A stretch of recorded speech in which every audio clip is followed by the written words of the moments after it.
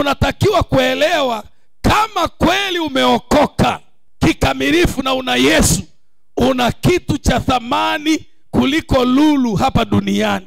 Na jambo lingine unapaswa kufahamu, maadamu una kitu cha thamani, unatafutwa, unawindwa. Shetani anakuwinda usiku na mchana, akipate kitu hicho cha thamani akurudishe nyuma. Na ndio maana maandiko yanasema, shika sana ulicho nacho, asije mtu akaitwaa taji yako, asije mtu akaitwaa heshima yako, asije mtu akaichukua nafasi yako. Sikiliza, tumepewa wokovu mara moja. Usicheze na wokovu ambao umepewa ukafikiri utaupata tena kirahisi, kama utamruhusu mwivi kunyakua kwenye mikono yako. Kwa hiyo kitu chochote ambacho shetani atafanikiwa kukuibia, usifikiri unaweza ukakipata kirahisi. Sasa basi, ili mwivi afanikiwe kuingia kwenye maisha yako na kukuibia, ni lazima kwanza afanye jambo moja muhimu sana, na jambo hilo ni kuvunja. Sema kuvunja.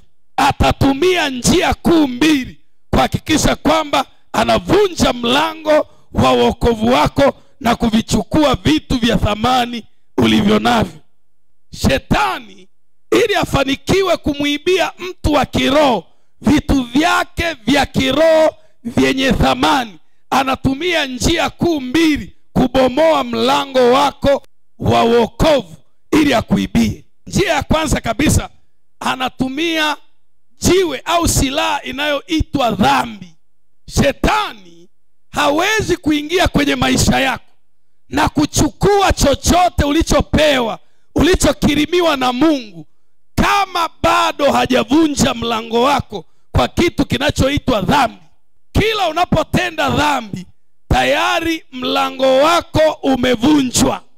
Mashetani hawawezi kuingilia maisha yako wakachukua afya yako, wakachukua kibali chako, wakachukua ndoa yako, wakachukua si uchumi wako, wakachukua karama, wakachukua kipawa, wakachukua kitu chochote kilicho cha thamani kwenye maisha yako, isipokuwa kwanza wamefanikiwa kuvunja mlango wako. Na watauvunja mlango wako na kuingia kwenye maisha yako kwa njia ya silaha inayoitwa dhambi. Na ndio maana Biblia inasema, mtu aliyezaliwa na Mungu hatendi dhambi, bali hujilinda, hata yule muovu hamgusi. Kila adui anapofanikiwa kuiba kitu kwenye maisha yako, kitu cha kiroho, alama ya wazi ambayo inaweza kukufanya wewe uelewe umeibiwa ni hatua za kurudi nyuma. Kila adui anapokuibia kipawa fulani, ishara ya kwanza na ya muhimu ambayo unaweza ukahisi kwenye maisha yako ni hali ya kushindwa kufanya kitu kile kile ambacho zamani au awali ulikuwa unakifanya kirahisi kwa wepesi. Sikiliza, ishara inayoonyesha kwamba tayari kuna kitu kimeibiwa ni kushindwa kufanya kitu au jambo ambalo kabla ya kuibiwa ulikuwa unaweza kulifanya kirahisi na kwa wepesi. Kwa mfano, ukiibiwa kipawa cha neema na kuomba, utaanza kushuhudia ugumu, uzito, upinzani na kuzuiliwa kila wakati utakapokuwa ukichukua hatua ya kuomba. Sema amen. Sema kwa sauti amen. Haleluya. Mwivi akifanikiwa kuiba uhusiano wako na Mungu wako, kitu kingine ambacho unaweza kuhisi ili uweze kufahamu kwamba tayari hapo sasa umeibiwa, Biblia yako inakuwa kama kituo cha polisi. Hii Biblia, japo maandiko yanasema neno la Mungu ni tamu, ni tamu kuliko masega ya asali, lakini mara unapokuwa umeibiwa uhusiano wako na Mungu, tayari unaanza kuliona neno halina ladha, halivutii, na kila unapojitahidi kulisoma unafunikwa na usingizi mzito. Unaona ni kama unafanya jambo ambalo halifurahishi, halina furaha kabisa. hapo unafahamu kuna jambo, kuna kitu kimeibiwa kwenye maisha yako. Sema amen, haleluya, haleluya, haleluya.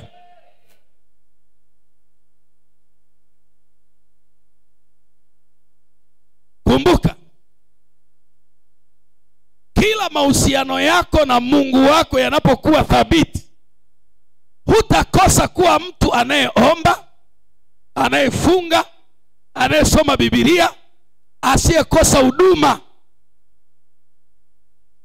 Hata kwenye kwaya, unapokuwa mtu unayesuasua, unachechemea, njia yako ya kumtumikia Mungu hainyooki, hiyo ni tafsiri tayari umekwisha ibiwa. Nimewapa mfano wa sisi tuliibiwa TV. Mara baada ya kuibiwa TV, tuliendelea kuangalia pale Sebuleni TV. Tulikaa na kuangalia Sebuleni TV. Hatukufanya hivyo. Kwa nini? Kile kilichotuwezesha kuangalia TV kimeenda. Kwa hiyo tutakuta tu tuko tunafanya mambo mengine.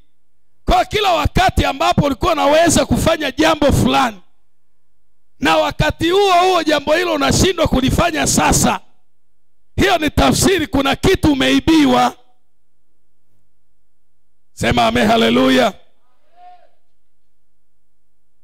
Sema tena amen, haleluya. Njia ya pili, Shetani hutumia kuvunja mlango kwa lengo la kuingia ndani na kuiba vitu ulivyo navyo. Na anavunja mlango kwa njia ya maneno, mdomo. Sema mdomo. Watu wengi hawajui madhara yanayoweza kupatikana kwa maneno yao wenyewe.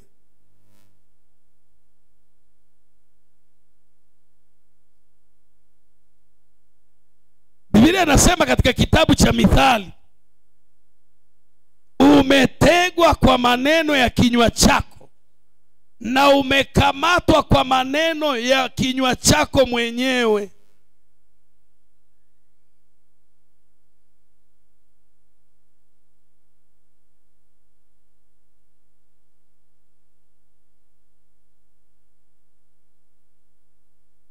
Ngoja nikuonyeshe kitu hapa.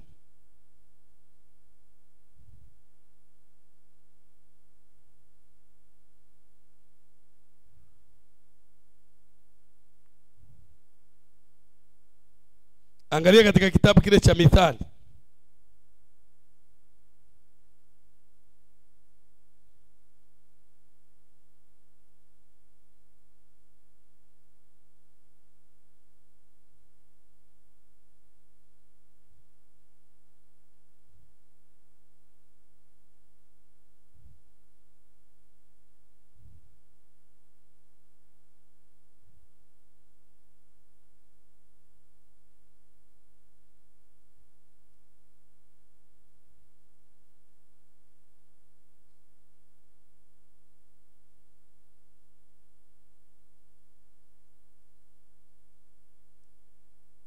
Angalia katika kitabu kile cha Mithali 13.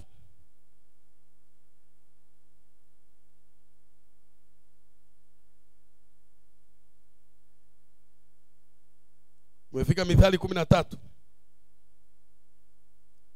Angalia mstari wa 3.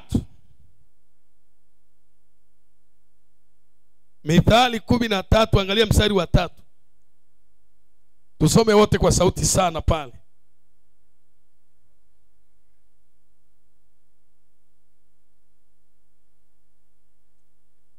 Soma nyuma yangu kwa sauti kabisa. Sema, yeye alindaye kinywa chake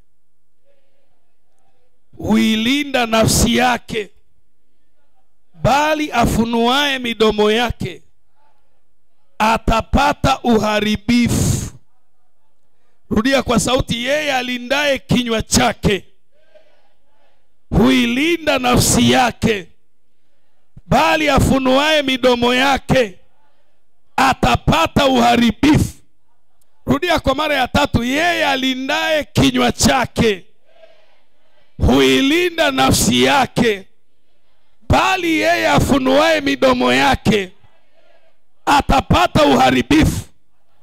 Kwa hiyo kumbe kinywa na maneno yako ni mlango. Kila unapozungumza hovyo hovyo, shetani atatumia hali ya kuzungumza hovyo hovyo kama jiwe la kuvunja mlango wako na kuhakikisha kwamba anakuletea uharibifu. Kumbuka Yesu alisema mwivi haji ila avunje, aharibu. Kwa manake kama unashindwa kulinda kinywa, unazungumza nini? Unajadiliana nini na mtu? Unajisababishia uharibifu. Nitawapa mifano kadhaa ya watu ambao adui aliiba nguvu zao, uwezo wao, mamlaka yao, kibali chao kwa sababu ya kinywa. Mtu wa kwanza kabisa ni Hawa. Biblia inasema Mungu alikuwa amewaagiza Adam na Hawa wasile matunda ya mti wa ujuzi wa mema na mabaya, kwa sababu siku watakapokula watakufa. Na hakuna namna yoyote ambayo Adam na Hawa wangeweza kufa isipokuwa wangekiuka yale maelekezo. Na shetani asingefanikiwa kuwageuza waache yale maelekezo ya Mungu isipokuwa kwanza amejadiliana nao kupitia kinywa. Sema kinywa. Hivi unafahamu kuna watu wengi hawapo tena kwenye maisha ya wokovu, sababu iliyowaangusha na kuwarudisha nyuma ni marafiki ambao waliwafungulia mlango kwa kujadiliana mambo ya kipuuzi yaliyosababisha kifo cha kiroho.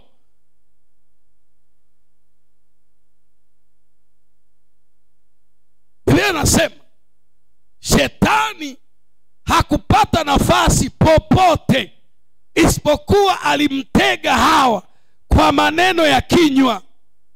Yeye alindaye midomo yake huilinda nafsi yake na mabaya, lakini anayefunua kinywa chake bila ufahamu, bila kufikiria, bila tahadhari, hatakosa uharibifu.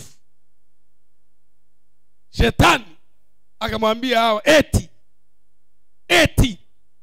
Na mtu yeyote anayekuja kukueleza stori za mtu mwingine akianza eti umesikia, eti una habari, achana naye. Jilinde namna unavyomjibu. Sema ame, haleluya. Hata kwenye mitandao juzi nilikuwa naangalia, sio ni mshirika wa kanisa la jirani anaelezea habari za mchungaji wa kanisa lingine. Hayo mambo yanakuhusu nini wewe? Huyo sio mchungaji wako, sio baba yako wa kiroho. Unatafuta na kueleza habari zake kwenye mitandao za nini? Ni kujitafutia uharibifu. Sema ame, haleluya. Kana baadhi ya washirika naona mnahangaika na kuposti na kuforward hizo. Achana na hizo biashara, usijitafutie uharibifu.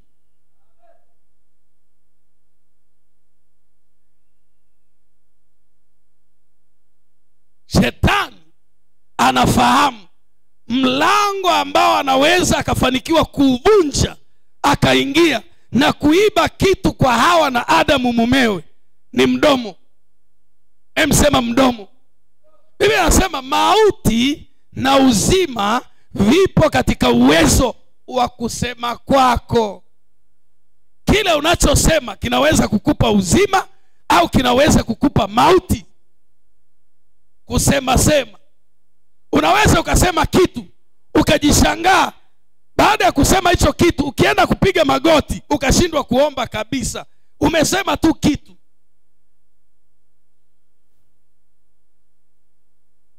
Akamuuliza, Mungu ndo alivyosema eti msile matunda yote hapa ya bustanini? Akamwambia hapana, Mungu alisema matunda yote tunaweza kula isipokuwa matunda haya. kupitia kinywa Hawa mlango wake ukavunjwa, tayari uzima wake ukanyakuliwa, mahusiano yake na Mungu wake yakachukuliwa. Sasa ardhi ambayo ilikuwa inamzalia baraka, mafanikio na matunda mazuri, ardhi ile ile baada ya mlango wake kubomolewa na hali ya mahusiano yake na Mungu kuchukuliwa, ardhi inaanza kuzaa miba, inazaa michongoma, inazaa mbigiri. Kinywa umetegwa kwa maneno ya kinywa chako. Kila linapotokea tatizo, uko kwenye jaribu, uko kwenye shida, hata imetokea hali ya kutokuelewana, hata kama ni kwenye ndoa, shetani atasimama pale kuhakikisha anakusikiliza. Unamjibu nini mumeo? Unamjibu nini mkeo? Kwa sababu kupitia maneno ya kinywa chako ndio atatumia kama fatuma la kuvunja mlango wa ndoa yako na kukuangusha. Bwana Yesu asifiwe sana. Bwana Yesu asifiwe sana. Kinywa. Acha nikupe mfano wa mtu mwingine ambaye aliibiwa kwa sababu ya kinywa. Samsoni. Samsoni alikuwa mnadhiri wa Mungu, mtu mwenye nguvu ambaye alikuwa si mwanadamu wa kawaida. Mwishowe akamchumbia Delila, akamweka ndani. Kumbe Delila ni kachero wa Wafilisti, yuko pale kwa kazi maalum. Anamchombeza, niambie hiki, niambie kile, niambie hichi, niambie kile.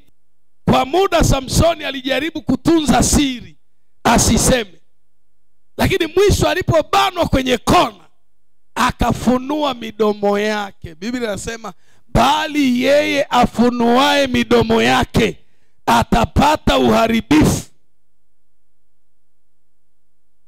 Hivi unaelewa? Dhambi inaanza kutengenezewa mazingira kwa maneno ya kinywa.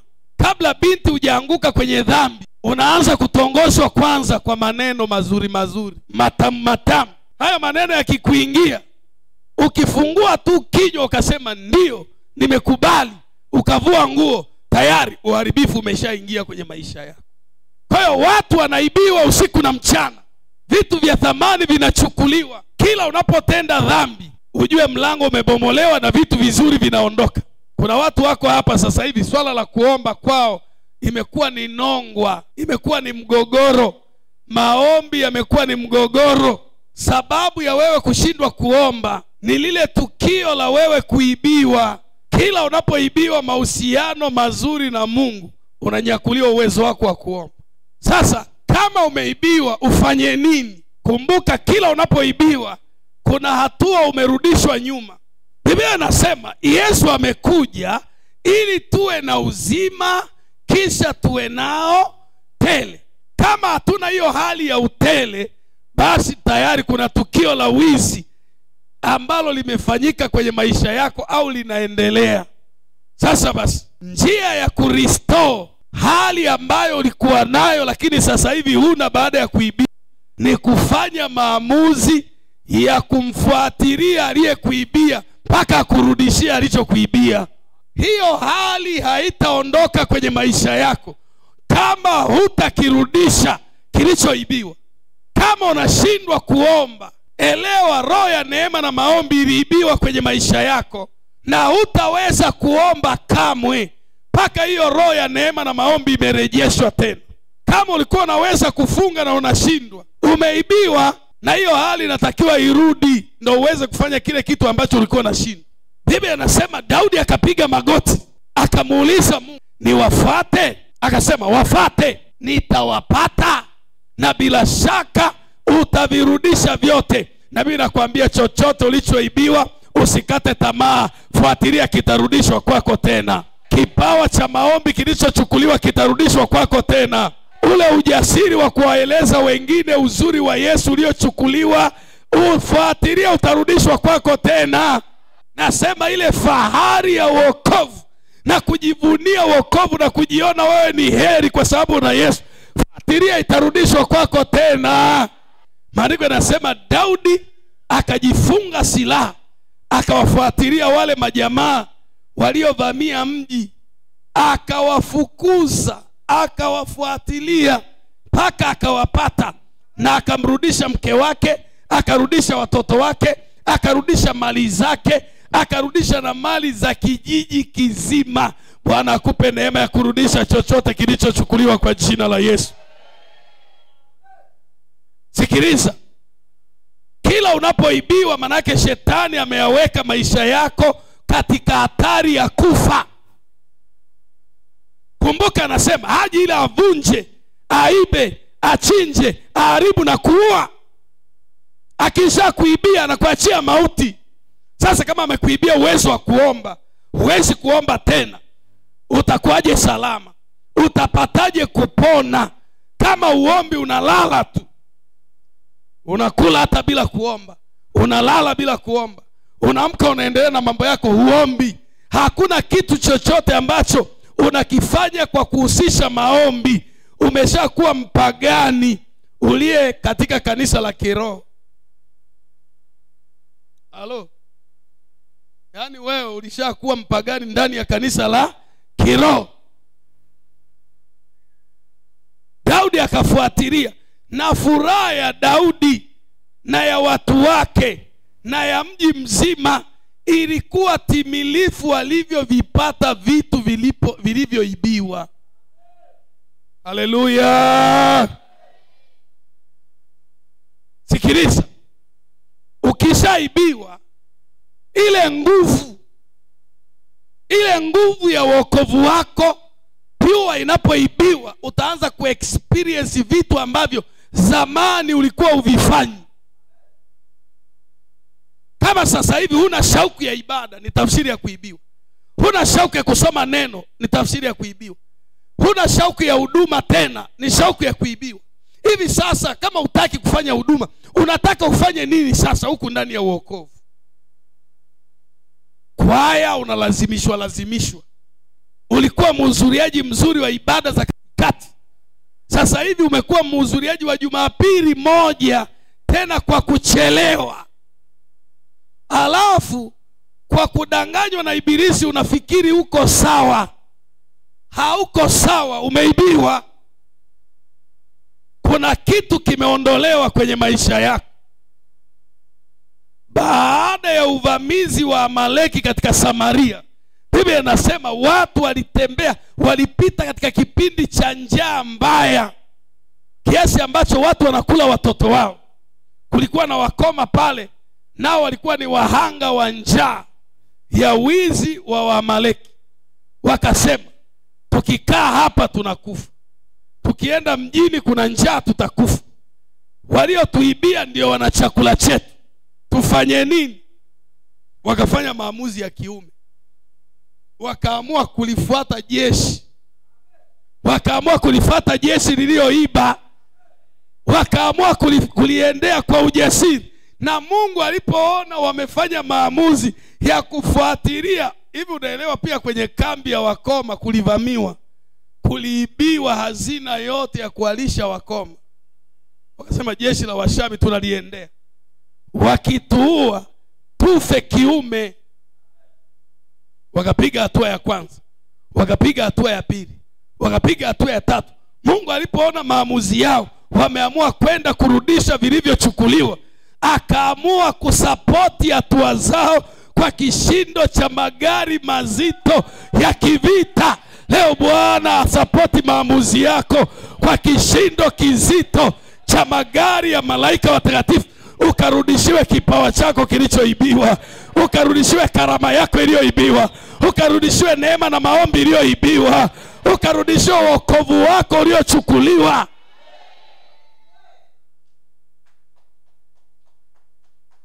Kuna mtu yuko hapa, ikifika saa ya maombi, yani tuombe, tuanze kuomba, akiinamisha tu kichwa hivi, analala hapo hapo. Huyu tayari keshaibiwa. Kwa nini ulikuwa nawezaga kuomba na sasa uwezi? Maana yake kile kilichokuwa kinakuwezesha kuomba hakipo.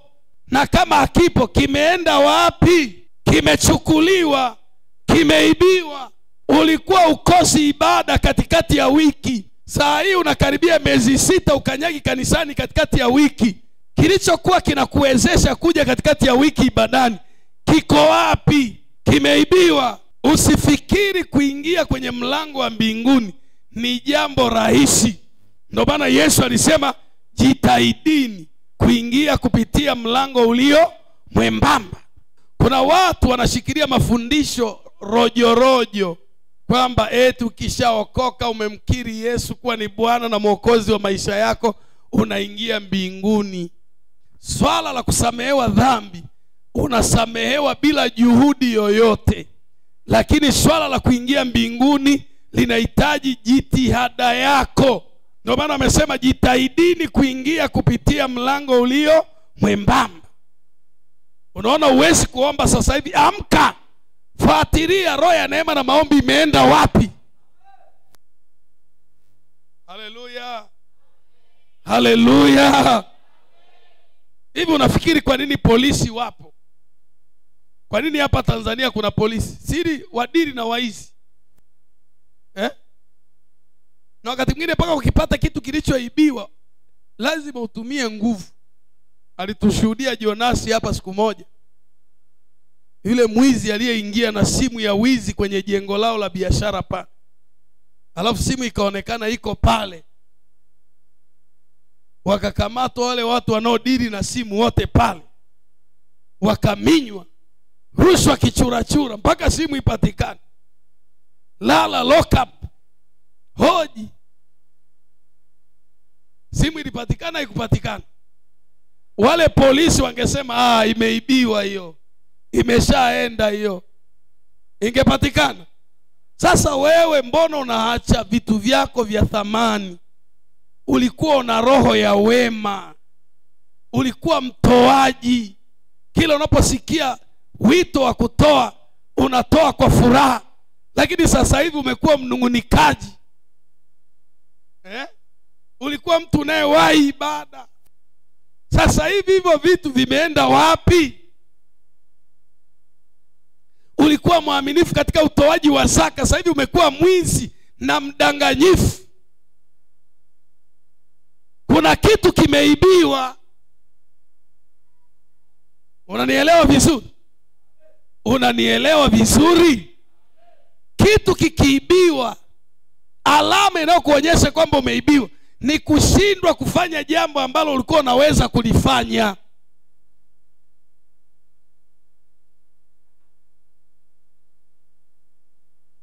Sasa ili uweze kurudi kwenye nafasi yako, chukua hatua ya kumfuatilia aliyeiba kitu chako. Siku moja niliwahi kuwashuhudia pia hapa. Niliota ndoto mara 2 mfululizo, siku 2 zinazofuatana. Leo nikaota ndoto hiyo hiyo, kesho nikaota ndoto hiyo hiyo. Naota navuka sehemu kwenye mto hivi. Mtu mmoja akanikaba, alafu akawa ananinyang'anya pesa. Na kweli nilipojiangalia nilikuwa na noti za 10,000 mfukoni, nyingi kweli. Akawa ananipora, tunanyang'anyana naye. Nikashtuka kwenye ile ndoto tunanyang'anyana. Nikasema ni ndoto, wala sikuchukua hatua ya kuomba wala nini, nikalala zangu. Kesho yake muda ule ule nikaota mahali pale pale mtu yule yule ananinyang'anya pesa. Nikashtuka tena, anawaita watu sasa kama anaomba msaada ili waninyang'anye vizuri.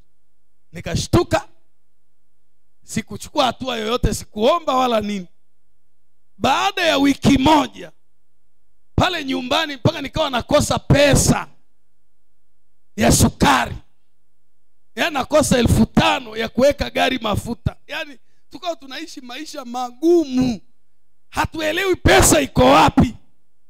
Ndo nakuja kukumbuka sasa, niliota hii ndoto. Kumbe.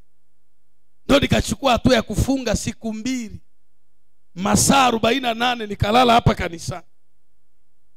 Siku ya pili niko naomba saa 8 usiku.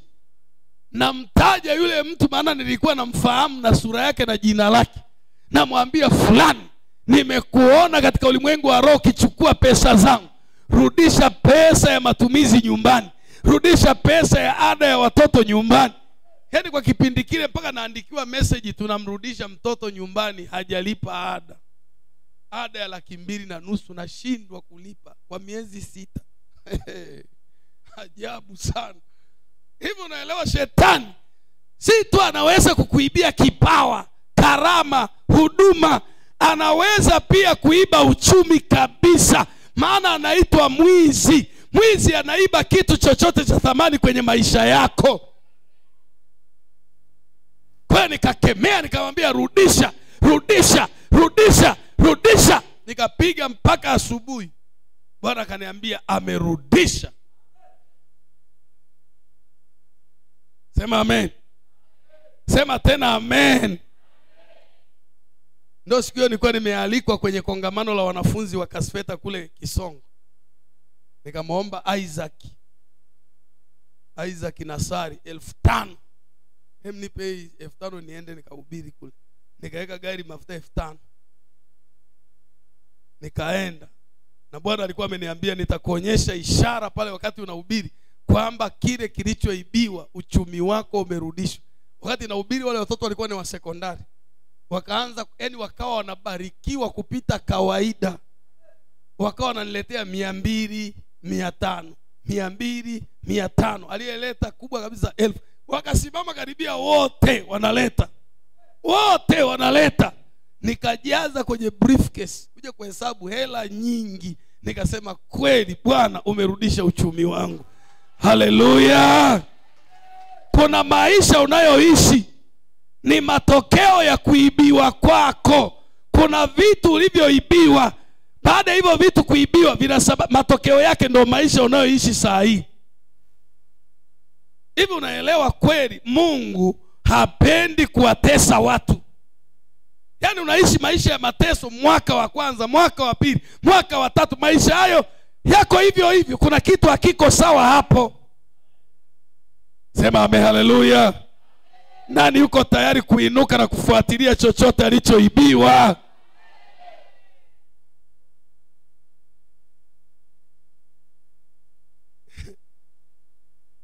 Kabisa.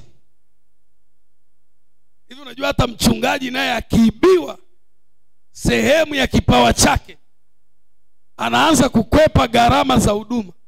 Nilikuwa nawasikia wachungaji fulani wanaongea sehemu wanasema mambo ya kuhubiri mikutano ni hasara tu.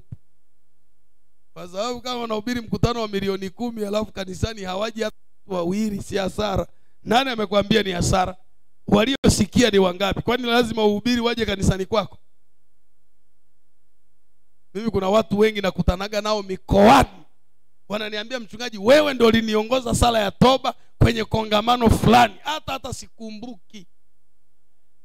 Kwa hiyo huwezi kuhubiri injili watu wote wakawa kanisani kwako.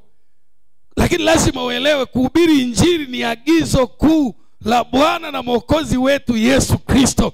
Lazima tuhubiri kwa kila kiumbe.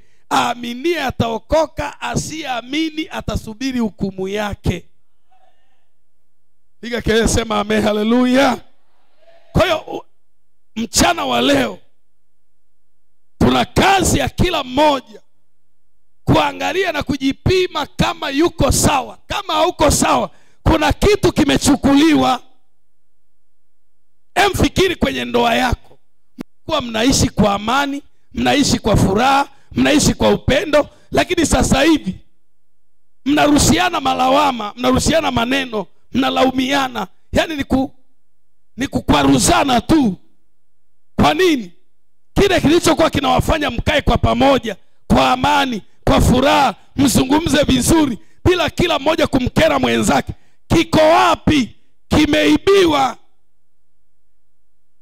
kimechukuliwa.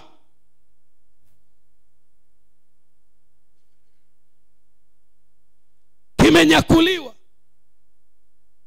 Haya, ulikuwa na uwezo wa kukaa bila kuwaza dhambi. Sasa hivi umejaa mawazo ya dhambi. Umejaa mawazo ya uzinzi. Umejaa tamaa ya macho. Kile kilichokuwa kinakufanya usiwe na tamaa ya macho, usiwe na tamaa ya dhambi, kiko wapi? Kimeibiwa. Ulikuwa una shauku ya kuwahi ibada. Sasa hivi umekuwa mchelewaji maarufu. Kilichokuwa kinakufanya uwai ibada kiko wapi? Maanake kimechukua, kitafute utakipata. Imeandikwa tafuteni nanyi mtaona. Haleluya. Nasema hakuna mtu mwenye akili, mtu mwenye akili, mwenye shilingi 10 akapotelewa na shilingi 1 alafu akarelaksi. Mwenye akili atatoa vitu vyote ndani, atafagia nyumba akitafuta shilingi 1 iliyopotea, akiipata na ifurahia. Usikubali kipawa chako hata kama ni kimoja kipotee, kina thamani. Haleluya. Usikubali. Haleluya.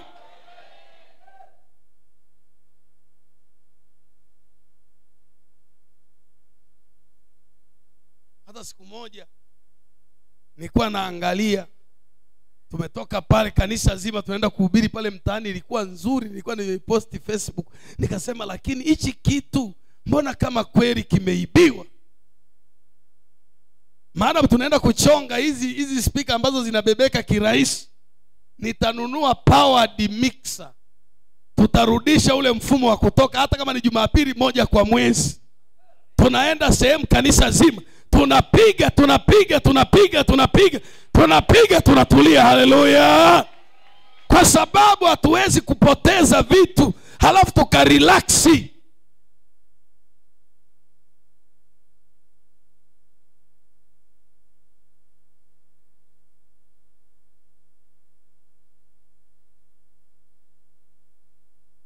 Yeyote aliyejaribu kuchukua kitu changu chochote akirudishe kabla ya operation hii haijaanza. Nasema akirudishe kabla operation hii haijaanza. Natangaza tena, Ijumaa hii tuna operation maalum saa 1 mpaka saa 6 ya kurudisha kila kilichochukuliwa kwa jina la Yesu. Nasema ya kurudisha kila kilichochukuliwa kwa jina la Yesu. Lazima tuwafuatilie. Nasema lazima tuwafuatilie.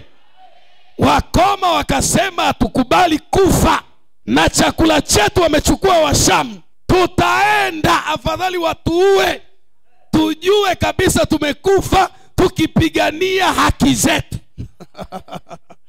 Yaani wale jamaa Mungu alipoona wamefanya maamuzi, akasapoti hatua zao. Wale ambao mmechagua kulala, endeni kufanya uchaguzi huo. Lakini sisi na wale wote ambao wanasema hatutakubali karama na vipawa vyetu vichukuliwe, tutakuwepo hapa saa 1 tukimwambia Bwana lazima virudi, lazima virudishwe. Napiga kelele sema lazima virudishwe kwa jina la Yesu. Ina mkono wako juu. Sema Bwana Yesu, wewe ni Mungu utangazaye mwisho kabla ya mwanzo. Umelituma neno lako ili kuniokoa tangu mwanzo mpaka mwisho wake. Ikiwa umelituma neno hili, umeona mwisho wa maisha yangu jinsi ulivyo, na tayari umeona athari ambayo mwivi anaisababisha kwenye maisha yangu. Ni kweli Bwana, nikijipima kwa neno lako naona nimeibiwa, kwa sababu sikuwa hivi, kwa sababu sikuwa na hali hii, sikuomba kwa kiwango hiki. Nimekuwa dhaifu kwenye maeneo mengi, nimekuwa chini kwenye maeneo mengi, nimerudi nyuma katika maeneo mengi.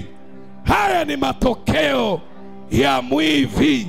Haya ni matokeo ya yule adui aliyevunja maeneo mbalimbali ya maisha yangu na kunirudisha nyuma katika maombi, katika huduma, katika mahudhurio ya ibada, katika uaminifu wa utoaji wa zaka. Yesu, nirehemu, nisamehe, nisamehe, nisamehe sana. Yawezekana mimi nimekuwa sababu ya shetani kupata nafasi na kuiba, kwa sababu sikujilinda kama mtoto wa Mungu, kama ilivyoandikwa, aliyezaliwa na Mungu hujilinda, wala yule mwovu hamgusi. Ikiwa amenigusa na kuiba baadhi ya vitu vyangu, basi nilimpa nafasi. Yesu, nisamehe kwa nafasi niliyotoa kwa ibilisi. Ni rehemu, ni rehemu, ni rehemu, ni rehemu. Nisamehe, nisamehe Yesu, kwa damu yako takatifu. Nisamehe Bwana, nilifungua mlango kwa kinywa changu, nikampa ibilisi nafasi ya kuvunja mlango wangu. Kwa maneno yangu shetani alipata nafasi, lakini nimetenda dhambi iliyompa shetani nafasi ya kuniibia. Nisamehe Bwana, nirehemu Bwana, nisamehe Mungu, nisamehe baba yangu, nisamehe Mwokozi wangu. Naam Bwana, baada ya kuomba rehema, ninachukua hatua kama Daudi alivyofanya kuwafuata Waamaleki. Nami ninawafuatilia wale wote waliosubutu kuniibia chochote katika vipawa vyangu, katika karama zangu, katika wokovu wangu, katika maisha yangu ya kiuchumi, katika ndoa yangu, kwa watoto wangu. Eneo lolote lililoibiwa, kwa jina la Yesu, chochote kile kilichochukuliwa, na kifuatilia saa hii, na kifuatilia saa hii, kama wale wakoma walivyofanya maamuzi ya kulifuatilia jeshi la Washami kwa ujasiri. Nami ninaamua saa hii, chochote kilichochukuliwa na kifuatilia kwa spidi kama ya Daudi.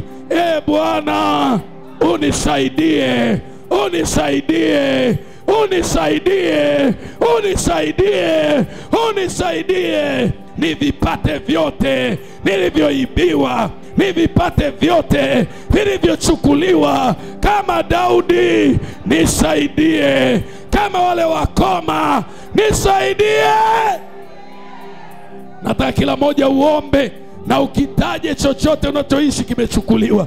Kama ulikuwa naweza kuomba kwa kuomboleza, lakini sasa unashindwa, mwambie Bwana, ninafuatilia maombi ya maombolezo yangu, maombi yangu ya maombolezo. Kama ulikuwa unapenda kusoma neno, lakini sasa unashindwa, mwambie Bwana, nafuatilia nipate kurudisha kiu yangu ya kusoma neno. Kama ulikuwa una huduma na una kipawa cha kuhubiri Injili, lakini sasa umenyamaza, lakini sasa umetulia, mwambie Bwana, ninainuka kama Daudi, ninafuatilia kipawa changu, ninafuatilia karama yangu, ninafuatilia kibali changu, ninafuatilia hiki kilichochukuliwa, kwa jina la Yesu aliye hai, kwa damu ya Yesu aliye hai, kwa jina la Yesu aliye hai, kwa damu ya Yesu aliye hai. Kile kibali cha Bethlehemu kilichochukuliwa, ninakirudisha saa hii, ninakirudisha saa hii, ninakirudisha saa hii.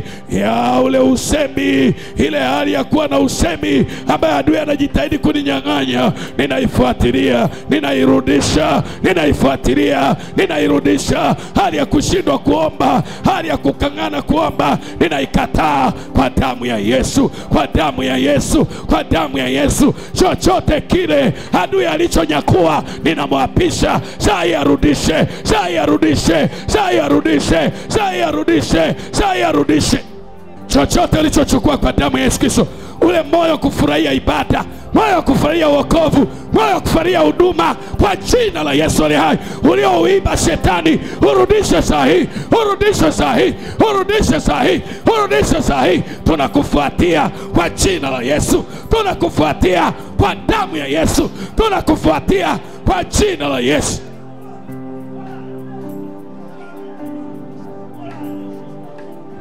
Kwa jina la Yesu Kristo,